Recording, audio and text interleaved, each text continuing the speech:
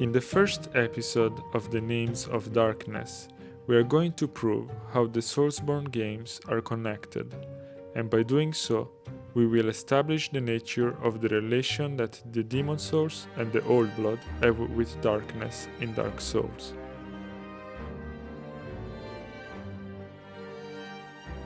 In the bad ending of Demon Souls, the souls converge into the Old One, and as the world is engulfed in a colorless fog, similarly the prologue of Dark Souls introduces a soulless world shrouded by fog as well.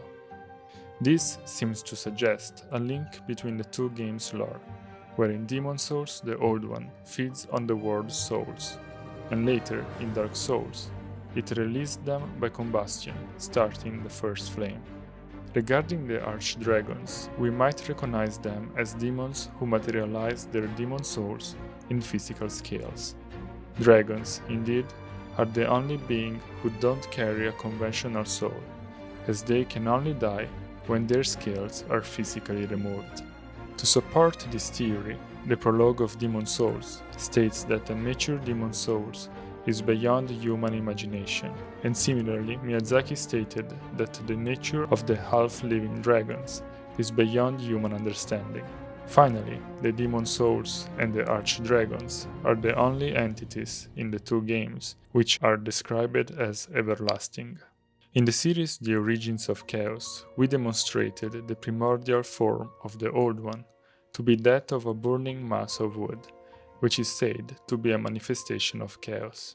Therefore, the Old One, being the origin of the first flame, would explain why who sought to recreate or investigate the first flame ended up resembling burning masses of wood, as a new manifestation of chaos. The general lore of Demon Souls seamlessly matches with that of Dark Souls, where the souls are initially granted to the world, and then are taken back to start a new cycle. According to our theory, indeed, the Old One could be considered the first Lord of Cinder, burning his own body as a mean to free the souls into the world once again. In their generation of life, the Old One and the First Flame follow a similar pattern, first releasing regular souls, and in a later time, a unique, fearsome soul. This is then divided in smaller fragments, and these fragments give the name to their respective games.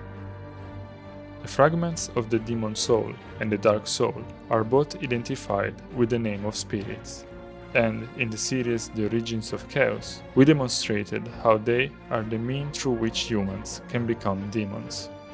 Finally, both the spirits cause in their hosts a lust for regular souls, so that they absorb souls, and are implicitly considered clusters of souls. The similarities between the Demon Souls and the Dark Souls, together with the aforementioned clues connecting the games, all seems to imply how the soul of the Old One continues to live in the darkness of Dark Souls, and this is particularly explicit in two aspects. The similar attributes used to describe the Old One and darkness, specifically as gaping holes with an insatiable appetite for souls, and the constant association of darkness with wood, almost as if the soul of the Old One is trying to regenerate its wooden body in the world of Dark Souls. Hidetaka Miyazaki stated that his life was changed when he played Ico, a game directed by Fumito Ueda, which was published in 2001.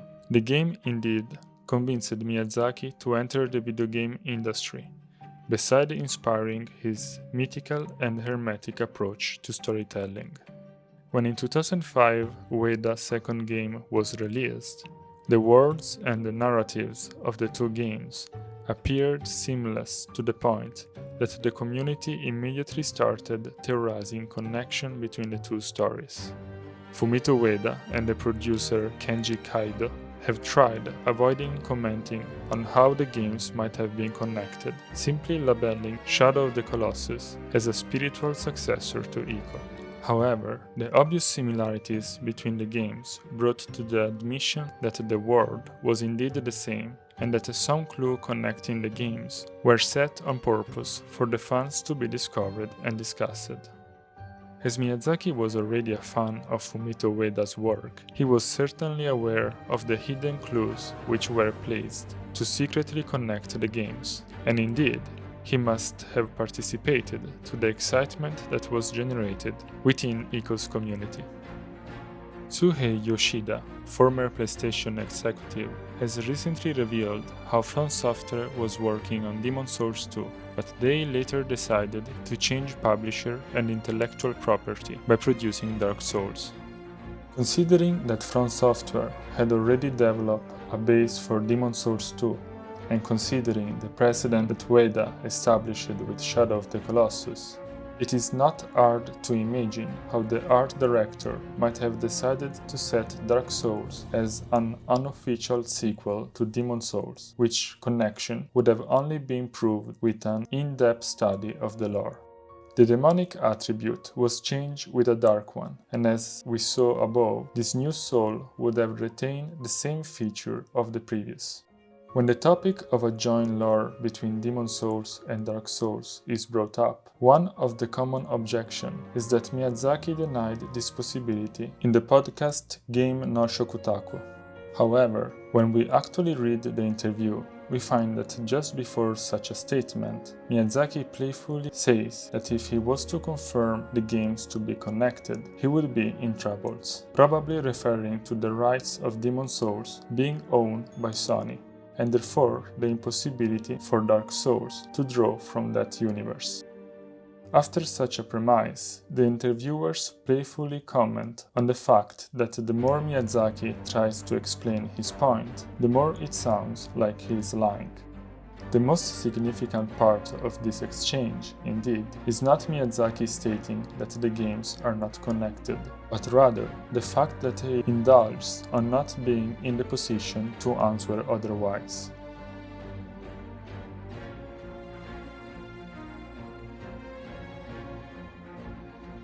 It is now the moment to explore the clues hinting a continuity between the lore of Dark Souls and that of Bloodborne.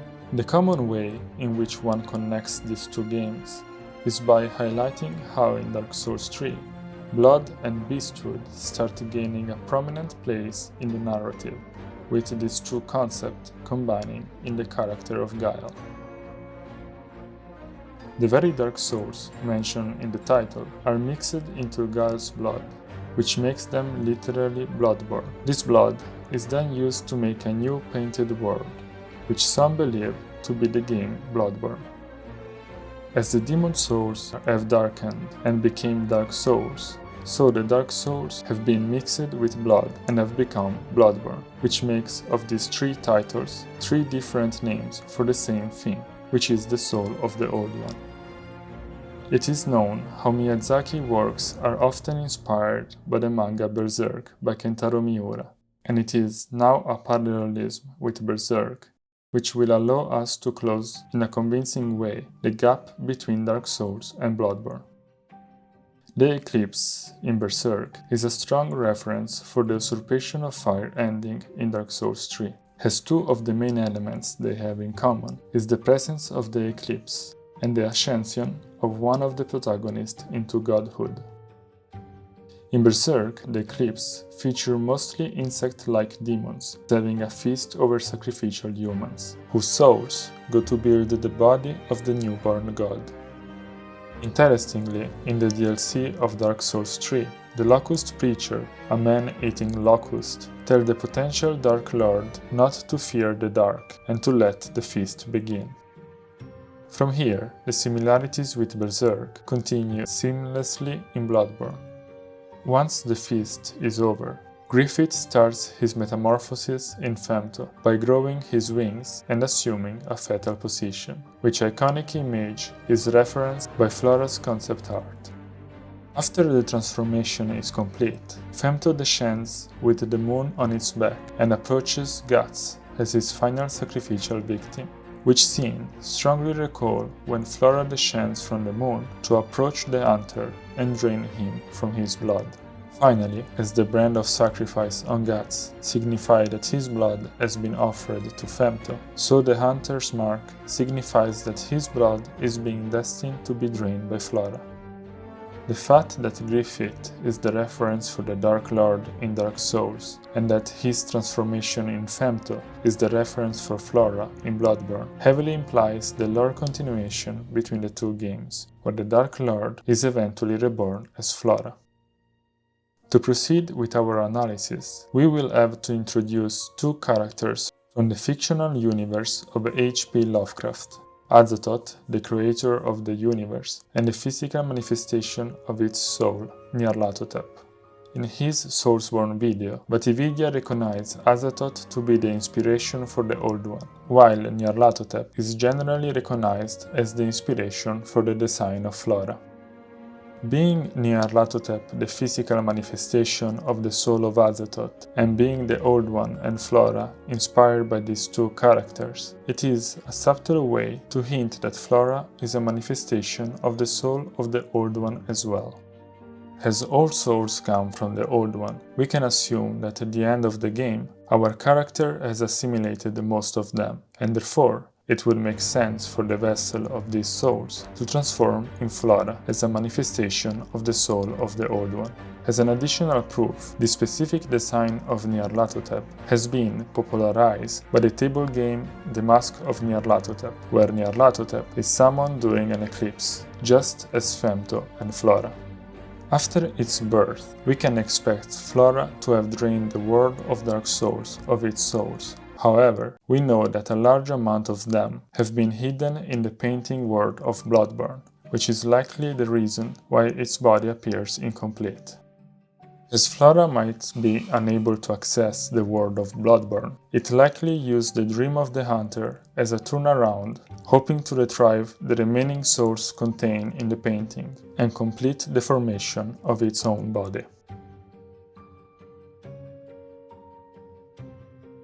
In this video, we provided the motive, the clues, and even the precedent, making a case for a secret Soulsborne journey the lore. By doing so, we have unraveled the metamorphosis of the demon souls from a gas-like entity to a dark spirit until its incorporation in blood, and finally the very flesh of a god. This video is part of a larger project, which is the writing of my book, The Soulsborne Thesis. You can read it for free and back it on Kickstarter on the links below. Thank you.